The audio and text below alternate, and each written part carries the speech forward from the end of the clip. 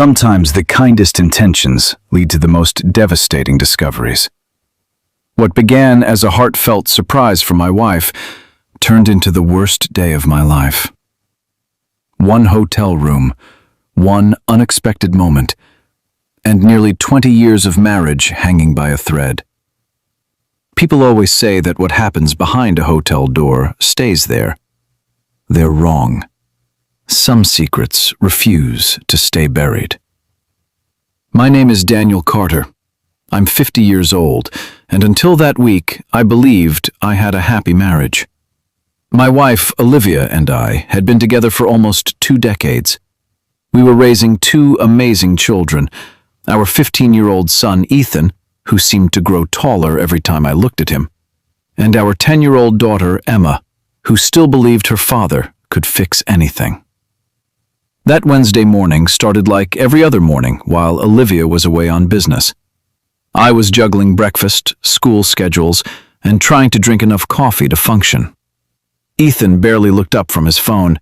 Emma slowly pushed cereal around her bowl, clearly missing her mother. Olivia had already been gone for 3 days. Her consulting project in Boston would keep her away for another 4. The house felt unusually quiet without her. Then, out of nowhere, an idea struck me. I looked across the table at Emma. "What if we surprised Mom this weekend?" I asked. Emma's eyes instantly lit up. "You mean fly to Boston?" I nodded. "We could book flights today and show up tomorrow evening." Imagine the look on her face when she opens the hotel room door. For the first time that morning, Ethan finally glanced up from his phone. "Honestly," he said with a small grin, "that actually sounds awesome." Coming from a 15-year-old, that was practically an enthusiastic yes. Within a few hours, everything was arranged. I managed to take Friday off work, notified the kids' school they'd be absent for a day, and booked 3 tickets to Boston. The entire afternoon, I kept imagining Olivia's reaction. Shock, laughter, maybe even tears. We hadn't done something spontaneous like this in years. I tried calling her once before lunch. Straight to voicemail. Not unusual. Consulting meetings often lasted for hours. I sent her a quick text. "Miss you. The kids can't wait for you to come home. Love you." No reply. A little strange, but nothing alarming. She was probably buried in meetings.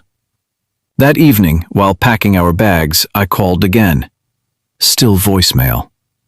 For a brief moment, a knot formed in my stomach. I ignored it. Boston was hosting one of the biggest business conferences of the year. Olivia was probably networking with clients and executives. She was exceptional at what she did. Driven, confident, the kind of woman who could command a boardroom without raising her voice.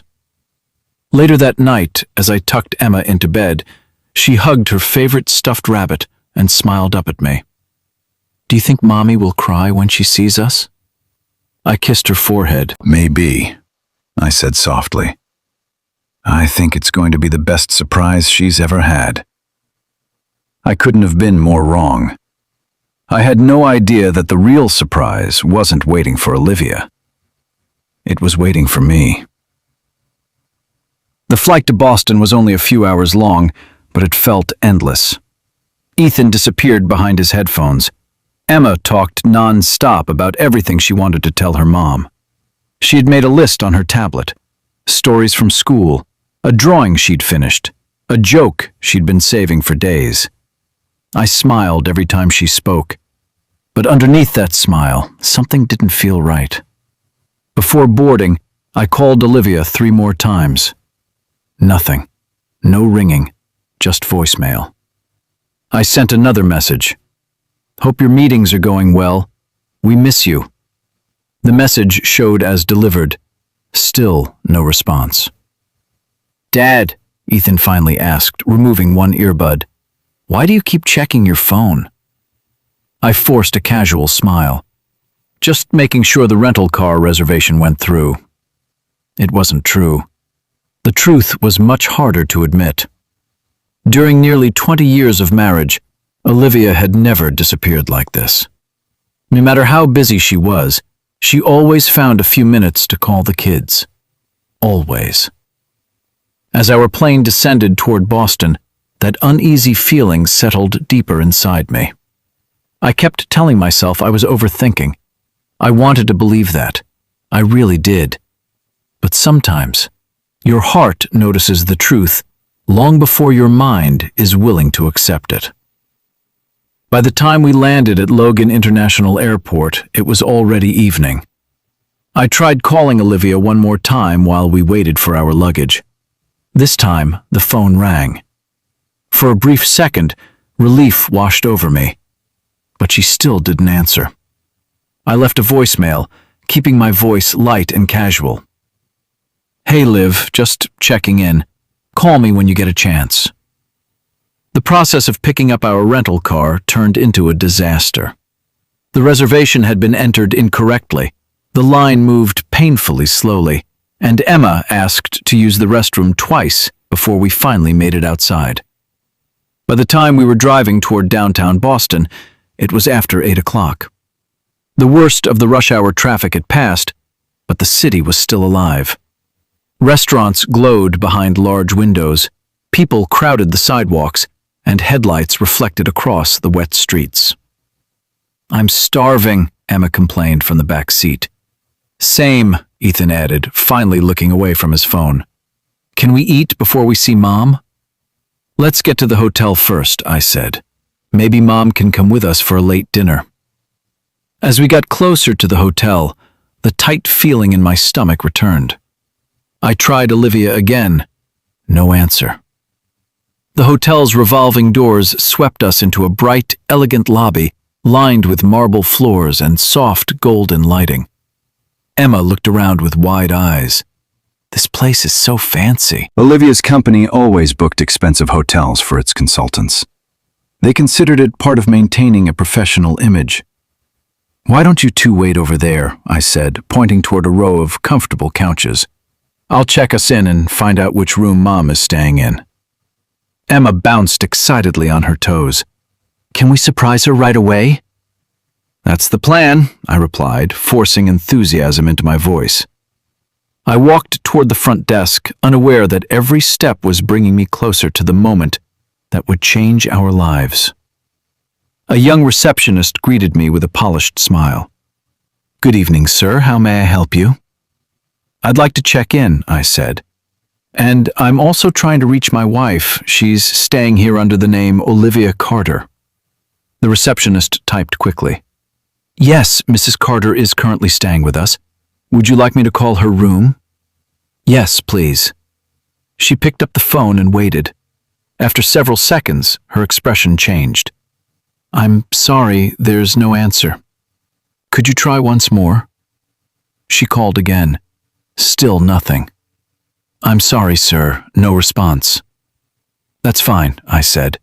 "We'll check in first. She doesn't know we're coming. It's supposed to be a surprise." Something flickered across the receptionist's face. Hesitation. "I understand." She processed the reservation and handed me 2 key cards. "You'll be in room 732. "And my wife?" "Room 718. "Different floors?" "No, sir, same floor. Her room is just farther down the hall." She looked back at the computer screen. Then she paused. "It appears Mrs. Carter checked in with an additional guest." For a second, I thought I had misunderstood her. An additional guest? Her professional expression tightened. "The reservation lists 2 occupants." "I see." The words came out automatically. I gave a weak laugh. "Probably a colleague. Maybe they're sharing the room to reduce expenses." Even as I said it, I knew that explanation made no sense. Olivia's company always paid for private rooms. It was one of their standard policies. The receptionist looked uncomfortable. "I apologize, sir. I shouldn't have mentioned it." "No, it's fine." I gathered the room keys and walked back toward the children. My mind raced through possible explanations. A female colleague, an assistant, Someone from the conference. Anything except the thought that had already begun forming in my head. "Did you find Mom?" Emma asked. "Not yet," I answered. "Let's put our things in the room first." The elevator ride felt strangely quiet. Emma hummed to herself, completely unaware of my growing panic. Ethan watched me closely. He knew something was wrong, but thankfully he didn't ask. Our room looked exactly like every expensive hotel room. A large bed, clean white sheets, heavy curtains, modern furniture, and a city view. I placed our luggage near the wall. "Can we go see Mom now?" Emma asked. "In a minute. Why don't you both wash up first?" While the children were distracted, I slipped into the hallway. Room 718 was only a short distance away. With every step, my heartbeat grew louder. I stopped in front of the door and raised my hand. Then I knocked. No answer. I knocked again, harder this time. Still nothing. But then I heard movement inside. Faint music. A laugh. Not Olivia's laugh alone. There was someone else in the room. My body went cold. I pulled out my phone and sent her a message. "I'm standing outside your hotel room. Open the door." The movement inside stopped immediately. A few seconds later, I heard a man's muffled voice. I closed my eyes. In that moment, before the door even opened, I already knew. The door slowly swung inward. Olivia stood there wearing a hotel bathrobe. Her hair was messy, her cheeks were flushed, and her expression shifted rapidly from shock to fear. Then, strangely, to irritation. "Daniel," she whispered sharply, stepping into the hallway and pulling the door almost closed behind her. "What are you doing here?" For several seconds I couldn't speak. "Surprise," I finally said. My voice sounded empty. "The kids and I came to see you." Her eyes widened. "The kids are here?" "Yes, in our room down the hall." I stared at her. "They've been excited all day." Olivia ran a hand through her hair and glanced nervously toward the room behind her. "You should have called first." I almost laughed. I did call, several times. I folded my arms. "Who's in your room?" She flinched. "It's not what you think." "Really?" My voice dropped. "Because I think there's another man in there. Am I wrong?" Before she could answer, the door opened wider. A man stepped into view. He was tall, athletic, probably in his early 40s, and still buttoning his shirt. "Liv, is everything okay?" he asked. The nickname hit me almost as hard as seeing him. He called her Liv, my name for her. "Who are you?" I demanded. My voice was quiet, but even I could hear the danger in it. "Daniel, please," Olivia began. I raised a hand. "No. I want to hear it from him." I stepped closer. "Who are you and why are you in my wife's hotel room?" The man looked genuinely confused. He glanced at Olivia, then back at me. "I'm Nathan Brooks. I work in the Chicago office." He started to extend his hand, then quickly lowered it. I didn't know Olivia was married. The words struck me like a physical blow. I slowly turned toward my wife. "You told him you were single?" Olivia closed her eyes. "Can we please not do this in the hallway?" Nathan shifted awkwardly. "Maybe I should leave." "Yes," I said, "maybe you should." He raised both hands. "Look, man, I swear I had no idea. She never mentioned a husband or children." He grabbed his jacket from inside the room and hurried past us without looking back. Then Olivia and I were alone. The hallway felt silent and suffocating.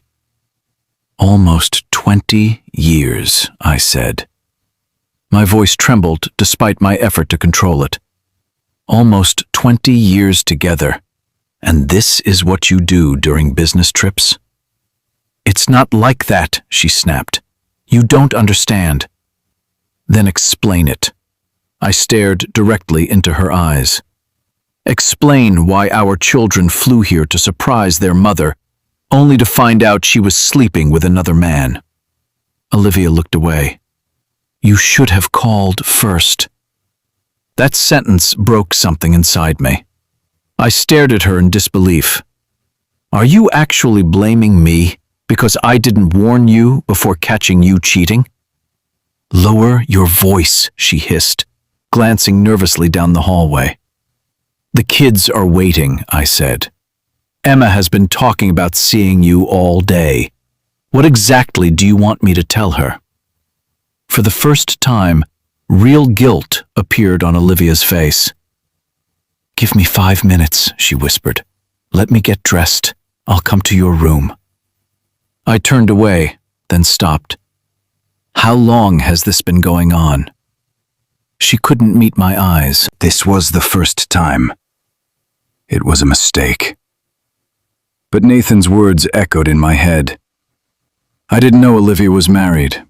That wasn't a mistake, it was a decision. And as I walked back toward my children, I knew our family would never be the same again. The walk back to room 732 felt endless. Each step required effort. My body felt heavy, as though the betrayal had taken physical form and settled across my shoulders. How was I supposed to walk into that room? How could I look at my children and pretend that their world had not just fallen apart? I stopped outside the door and took a deep breath. Then I forced my expression into something close to normal and entered. Dad! Emma jumped up from the bed. Did you find Mom? Ethan looked at me immediately. His eyes narrowed as he studied my face. What happened? He asked. Nothing, I replied too quickly. Mom will be here in a few minutes. She was definitely surprised. Emma clapped her hands. Was she happy? Did she cry? She was surprised, I repeated, avoiding Ethan's gaze. Why don't we order room service? You two must be hungry. Already did, Ethan said, still watching me. We ordered burgers, fries, and chocolate cake, Emma announced proudly. Perfect. A knock sounded at the door. Mom! Emma rushed forward before I could stop her and threw the door open. Olivia stood in the hallway looking completely different. Her hair was brushed, her makeup was perfect. She wore a professional blouse and fitted trousers. If I had not seen her minutes earlier in a bathrobe beside a half-dressed man, I might never have suspected anything.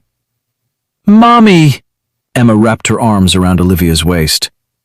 Oh, sweetheart, Olivia said, hugging her tightly. What an incredible surprise. Her eyes met mine over Emma's head.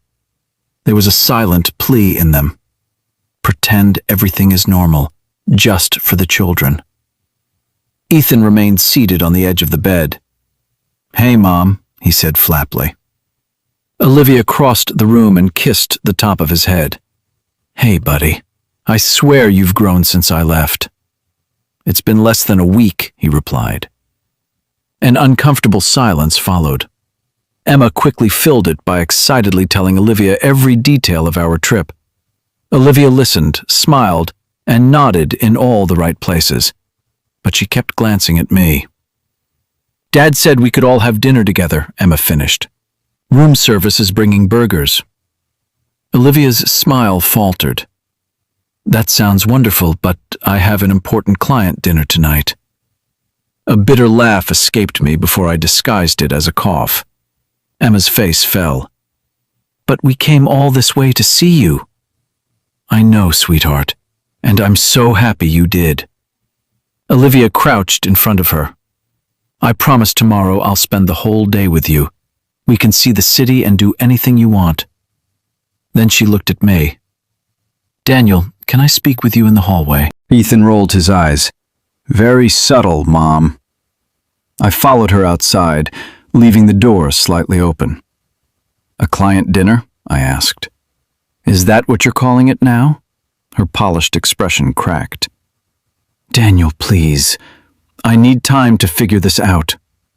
"Figure out what? How to lie to your family?" She flinched. "That's not fair." "Not fair?" I kept my voice low. "You know what isn't fair?" Emma searched 3 different stores for a travel pillow because she wanted to bring her favorite one.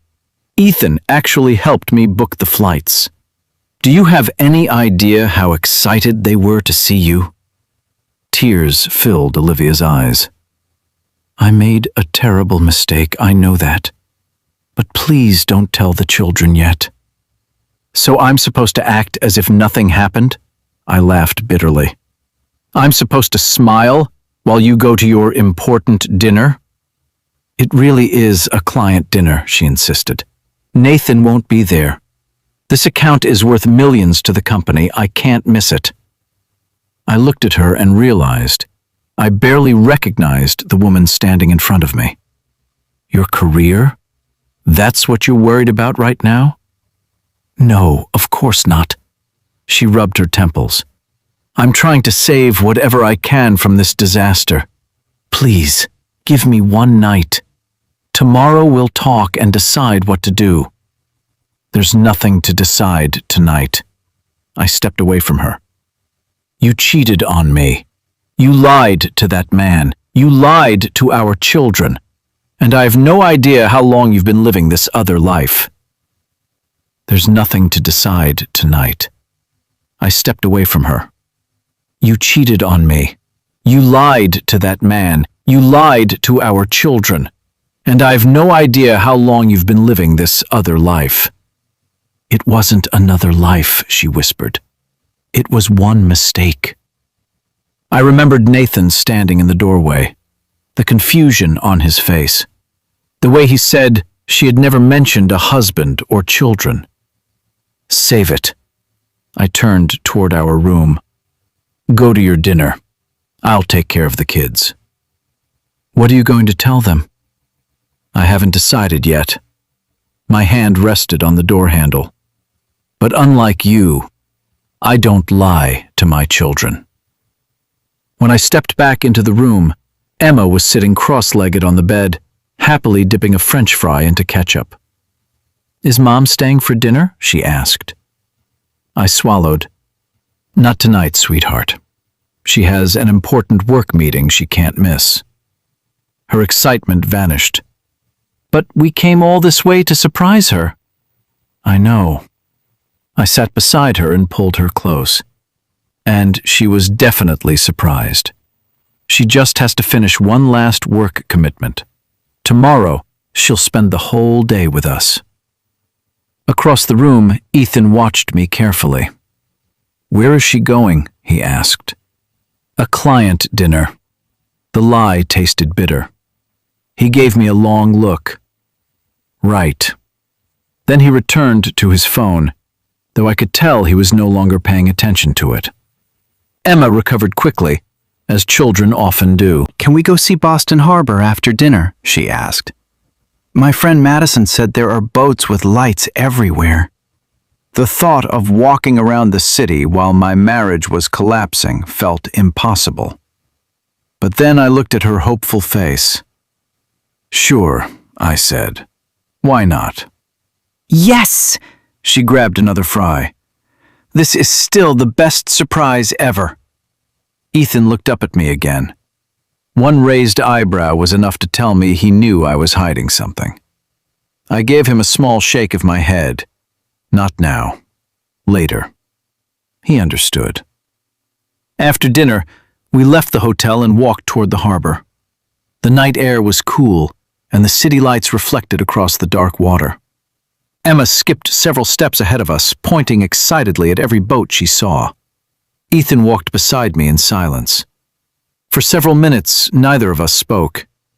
Then he asked quietly, "Mom's cheating on you, isn't she?" I nearly stopped walking.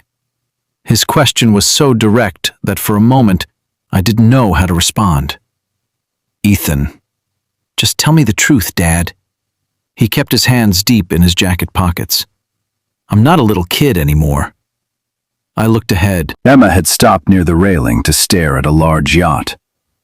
"What makes you think that?" I asked. Ethan shrugged. "The way you came back after looking for her. You looked like someone had died." He glanced toward me. "And Mom was acting weird. She barely looked at you."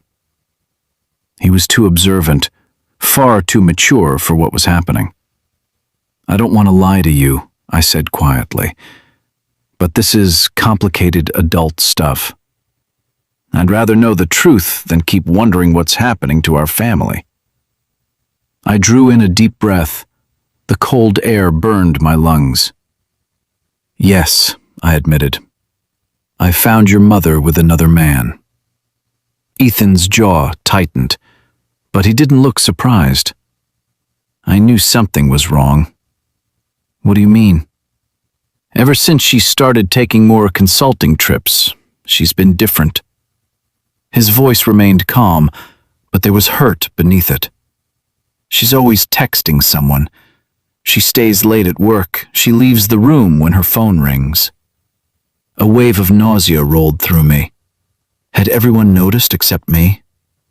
"You saw that too?" I asked. "Of course I did." He kicked a loose stone along the pavement. "You probably noticed too. You just didn't want to believe it." There was no accusation in his voice, only sadness. From farther down the walkway, Emma called out to us. "Dad, Ethan, come look at this boat. It has a helicopter on top." "We're coming," I shouted.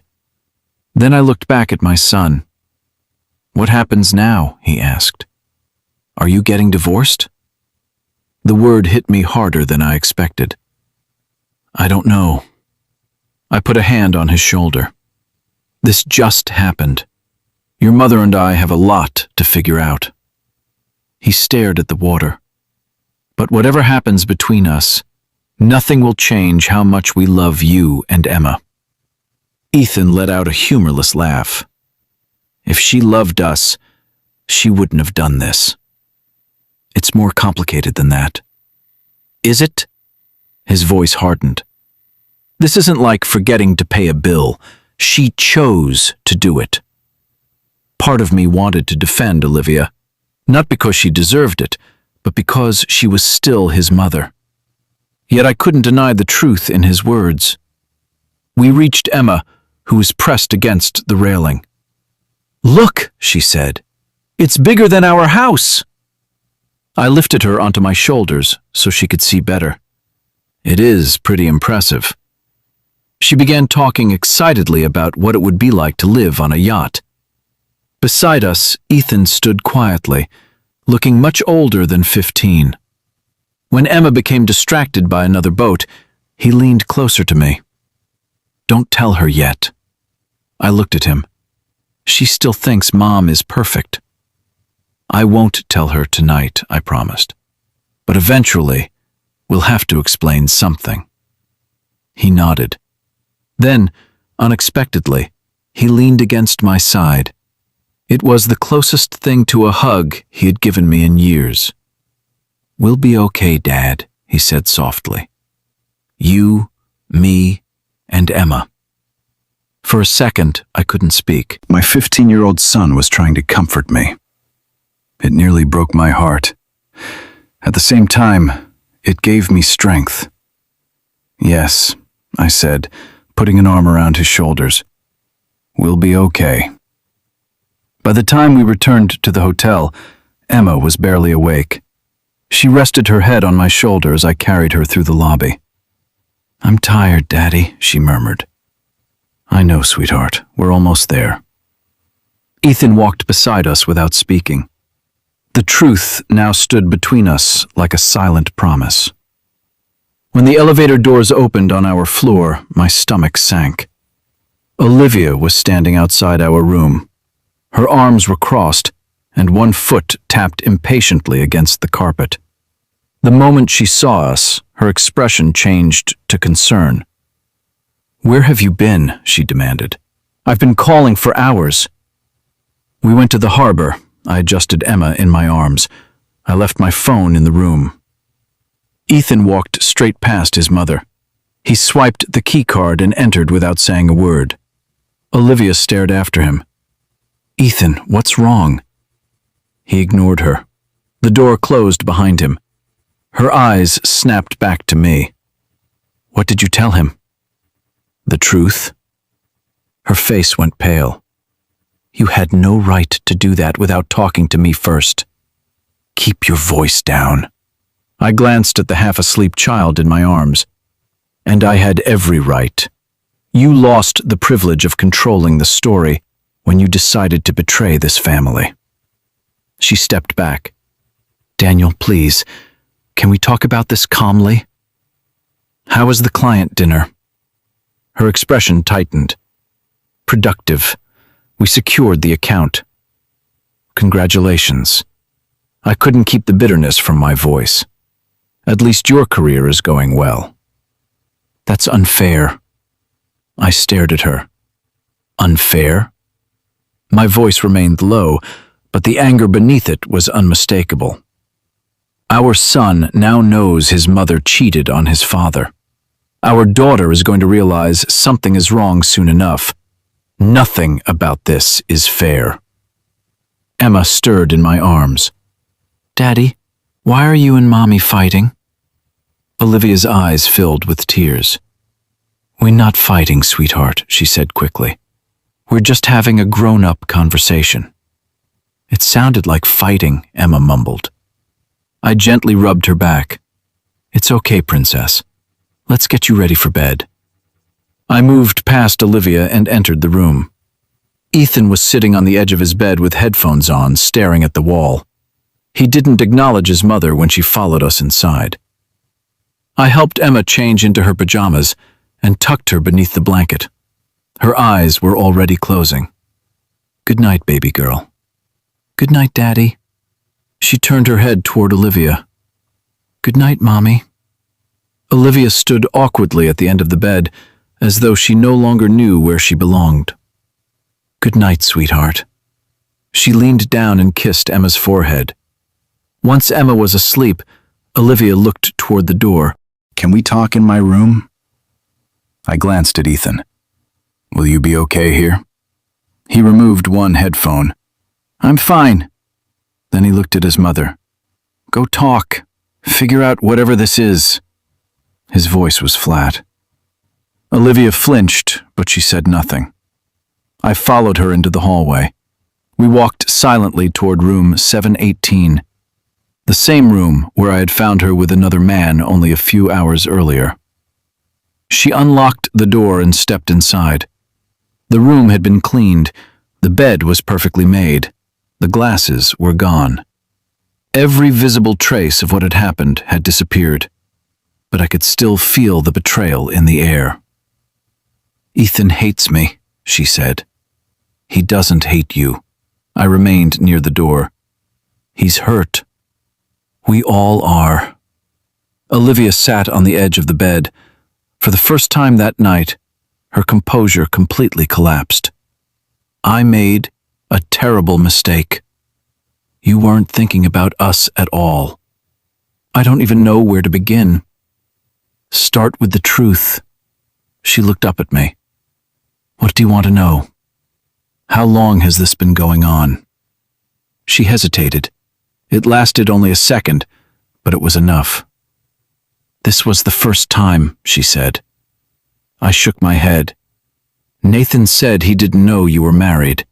How could that happen if this was your first time together?" Olivia lowered her eyes. "We've been talking for a few months." "Talking?" "Flirting." The word landed heavily between us. "It started at a conference in Chicago." So Boston wasn't the beginning. She closed her eyes. "No." The confirmation felt like a blade sliding between my ribs. "How many times?" She didn't answer. "How many times, Olivia?" 3. My chest tightened. "And how many men?" "Only Nathan." She wiped away a tear. "I know that doesn't make it better." "No, it doesn't." I looked at the woman I had trusted for almost 20 years. You risked our marriage, our home, and our children for what? Attention? Excitement? Someone making you feel desirable? It wasn't that simple. Then explain it. We grew apart. Her voice broke. You're always working. You're always focused on the children. When was the last time you really looked at me as a woman, and not only as your wife or their mother? Anger rose inside me. Don't do that. I'm not blaming you. Yes, you are. I stepped closer. If you felt lonely, you could have spoken to me. We could have gone to therapy. We could have taken a trip. We could have tried anything. My voice trembled. But you chose to lie. I know. You chose another man. I know. You chose to put our entire family at risk. Tears streamed down her face. I'm sorry. Are you sorry you did it? I paused. Or are you sorry I found out? She recoiled as if I had struck her. That's cruel. Cruel? I stared at her. Cruel is what happens when Emma learns why her family fell apart. Silence filled the room. Almost 20 years of memories stood between us. College, our wedding, the births of our children, birthdays, holidays, ordinary mornings. All of it suddenly felt fragile. What happens now? Olivia whispered. I looked at her for a long moment. Then I answered. I'm taking the kids home tomorrow. Her face crumpled. Daniel, please. We can fix this. I don't know if we can. We can go to therapy. I'll stop traveling. I'll leave the company if I have to. I don't know if I'll ever trust you again. My voice softened, but the truth became even sharper. And without trust, what do we have? We have nearly 20 years together. She stood. We have children. We have a whole life. A life you didn't value enough to protect. I turned toward the door. I need to get back to the kids. What are you going to tell Emma? I stopped with my hand on the handle. I don't know yet. Then I looked back at her. But I'm not going to build another lie around her. And with that, I left the room. The flight home was painfully quiet. Emma fell asleep almost as soon as the plane took off, exhausted from what she believed had been a short and disappointing family trip. Her head rested against my shoulder, and her stuffed rabbit was tucked beneath one arm. Ethan sat by the window with his headphones on, staring silently at the clouds. Every few minutes he glanced at me. There was concern in his eyes. And something else. Respect, perhaps. I hadn't slept at all the night before. After leaving Olivia's room, I returned to find Ethan still awake, sitting on the edge of his bed. We're leaving tomorrow, I told him. I booked the first available flight home. He nodded without hesitation. Good. There was relief in his voice. Olivia came to the airport to say goodbye. Her eyes were swollen and red from crying, though she had covered most of it with makeup. Emma rushed into her arms the moment she saw her. Why can't you come home with us? She asked. Olivia held her tightly. I still have work to finish, sweetheart. But you promised we'd spend the day together. I know. Olivia's voice cracked. I'm sorry. Emma looked toward me, waiting for an explanation. Mom has to stay in Boston for a few more days, I said. The lie felt bitter in my mouth. She'll come home when her work is finished. Ethan barely acknowledged his mother. When she tried to hug him, he gave her a stiff, one-armed embrace. Then he stepped away without saying goodbye.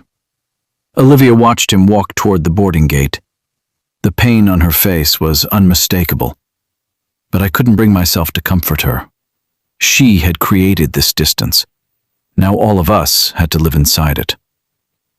As the plane began its descent toward home, my thoughts turned toward everything waiting for us. Separation, lawyers, explaining the situation to our families, deciding who would stay in the house, figuring out how to tell Emma that the life she'd always known was about to change. "Dad?" Ethan's voice pulled me from my thoughts. I turned toward him. "Yeah, buddy? Are you okay?" The question was simple, but the concern behind it tightened my throat. "I will be," I promised. "We all will." He nodded slowly. "What happens when we get home?" "What do you mean? Is Mom coming back to the house?" I looked at Emma, making sure she was still asleep.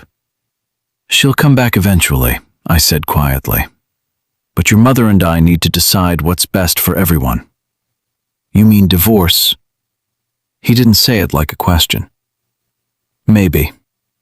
I ran a hand through my hair. "I honestly don't know yet." Ethan looked back through the window. "But whatever happens between your mother and me, it won't change how much we both love you and Emma." He remained silent for a moment. Then he said, "For what it's worth, I think you're doing the right thing." I looked at him. "We deserve better, Dad." His words were far too mature for a 15-year-old. They broke my heart and strengthened me at the same time. He shouldn't have been forced to understand betrayal, marriage, and divorce at his age. But he was handling it with more courage than many adults would have. When we landed, Emma woke up and immediately asked when Olivia would be coming home. Each question reminded me that our family would never look the same again. The days after Boston passed in a blur. Olivia returned home 3 days later. By then, I had already moved her belongings into the guest room. She stood in the doorway, staring at the neatly arranged suitcases. "So that's it?" she asked. "For now." "Daniel, please. We don't have to make permanent decisions while we're both emotional." "This isn't only about emotion." I looked at her. "I can't share a bedroom with you while I'm wondering how many things you're still hiding." "I told you everything." "I don't know if I believe you." The pain in her eyes deepened. "I ended everything with Nathan. That doesn't undo what happened." "I know." She stepped closer. "But I'm asking you to let me try." I wanted to believe her. Part of me desperately wanted to return to the life we had before Boston. To wake up beside my wife. To hear Emma laughing downstairs. To argue with Ethan about screen time. To believe that our marriage was secure. But that life no longer existed. Even if we stayed together, I would always remember room 718. The bathrobe. The man buttoning his shirt.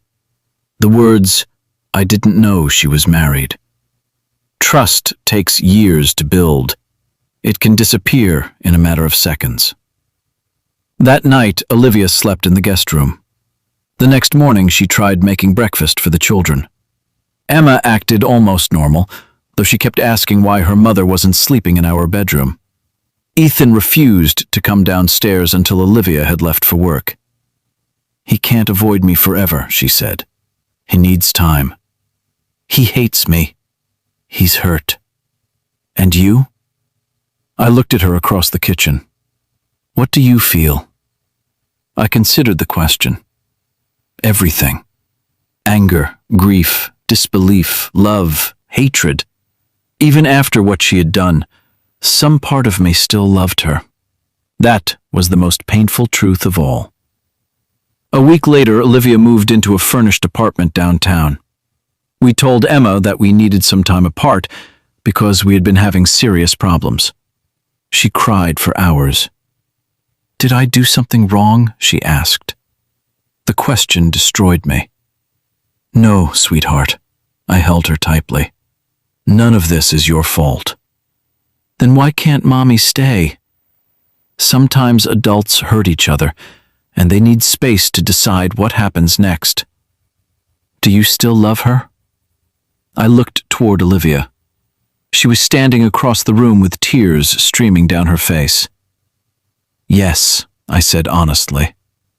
But love doesn't always fix everything. Emma buried her face against my chest. I want us to be a family again. We will always be a family. My voice trembled. It may just look different. Ethan stood near the doorway watching quietly. Later that night, he came into my room. Is she really leaving? Yes. For good? I don't know. He leaned against the wall. I don't want her to come back. Ethan, I mean it. His eyes filled with anger. She lied to all of us. She didn't even tell that guy she had children. She's still your mother. I know. His voice broke slightly. That's what makes it worse. I stood and pulled him into my arms. At first, his body remained stiff. Then he hugged me back. For the first time since Boston, he cried. Not loudly, not dramatically. He simply pressed his face against my shoulder while everything he had been holding inside finally escaped. I'm sorry, I whispered. You didn't do anything. I'm still sorry you have to go through this. 3 weeks after the trip to Boston, Olivia and I sat across from each other at the kitchen table. Divorce papers lay between us. The house was quiet. Ethan was at school and Emma was spending the afternoon with my sister. Olivia had already been living in her apartment for 2 weeks. She visited Emma regularly, but Ethan still refused to speak to her for more than a few minutes. I never wanted this, Olivia said. Her hand hovered above the signature line. Neither did I. Then why are we doing it? I looked at the documents. Because wanting something isn't enough. We could still try counseling. We could. Hope briefly appeared in her eyes. But I don't want to spend the next several years checking your phone, questioning every business trip, and wondering whether you're telling me the truth. I would do anything to earn your trust back. I believe you think that now. That's not fair. Maybe not. I met her gaze. But I need to be honest with myself. I don't know how to be your husband anymore. Olivia wiped a tear from her cheek. Do you think you'll ever forgive me? I thought carefully before answering. Someday, perhaps. For the children? For myself, too, I paused. But forgiveness doesn't mean pretending it never happened. She lowered her eyes. Some things can't be undone, Olivia. She nodded slowly. Then she signed her name. I signed mine beneath it. Almost 20 years of marriage reduced to ink on paper. When Olivia stood to leave, she paused near the doorway. I did love you, Daniel. I looked at the woman I had met in college, the woman I had married, the mother of my children, the person who had become both completely familiar and entirely unknown. I know, and I'm sorry. I know that, too.